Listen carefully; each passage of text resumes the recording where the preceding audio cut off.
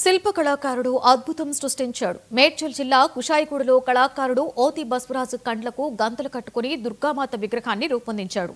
దీంతో కళ్లకు గంతలు కట్టుకుని శిల్పి రూపొందించిన విగ్రహం అందరినీ ఆకట్టుకుంటోంది.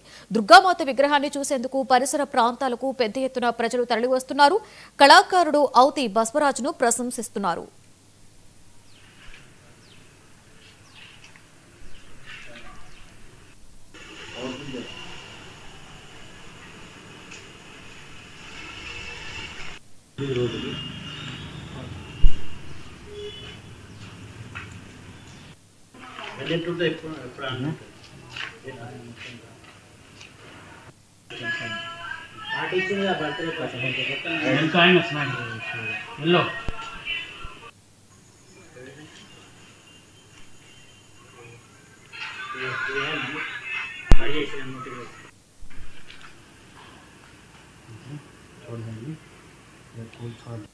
చెప్తా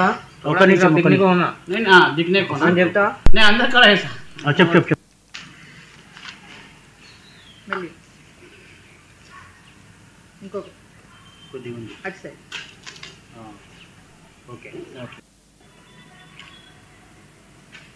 బతుకమ్మను ఆరాధిస్తూ ఆడుతూ ఉంటారు.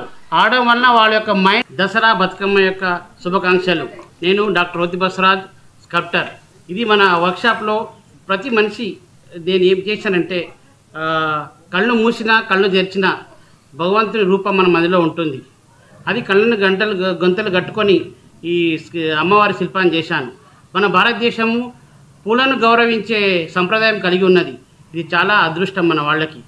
మన భారతదేశపు స్త్రీమూర్తులందరూ ఒక్కొక్క పువ్వు, గునుక పువ్వు, తంగేడి పువ్వు, రకరకాల పువ్వులు తెచ్చేసి వాళ్ళ ఇంట్లో పెట్టుకొని సంవత్సరానికి ఒకసారి బతుకమ్మ వేడుకలు ఘనంగా జరుపుకుంటారు.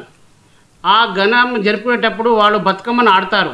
ఆడడం వల్ల వాళ్ళన్ని బాధలు మర్చిపోయి దీనిపైనే ఎక్కువ ఆసక్తి చూసుకుంటూ వాళ్ళు బతుకమ్మ ఆడడం వల్ల వాళ్ళ యొక్క బాధలో ఉన్న సంతోషం ఉన్నవన్నీ మర్చిపోయి బతుకమ్మను ఆరాధిస్తూ ఆడుతూ ఉంటారు.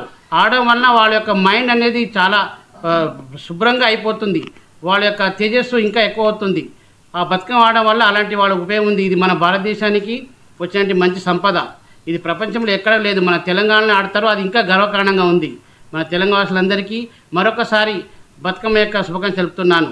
అయితే నేను ఇది 1 గంట 10 నిమిషాల్లో దీన్ని కళ్ళను గంతలు కట్టుకొని తయారు చేశాను. ఎలా వస్తుందో అనుకున్నాను, కానీ అమ్మవారి యొక్క కృప వల్ల నేను దీన్ని చేయగలిగాను. చాలా సంతోషంగా ఉంది. మా పైన, ప్రజలపైన, అందరిపైన అమ్మవారి దయ ఉండి సుఖశాంతులు ఉండేట్టుగా చూసుకోవాలని ఆ అమ్మవారిని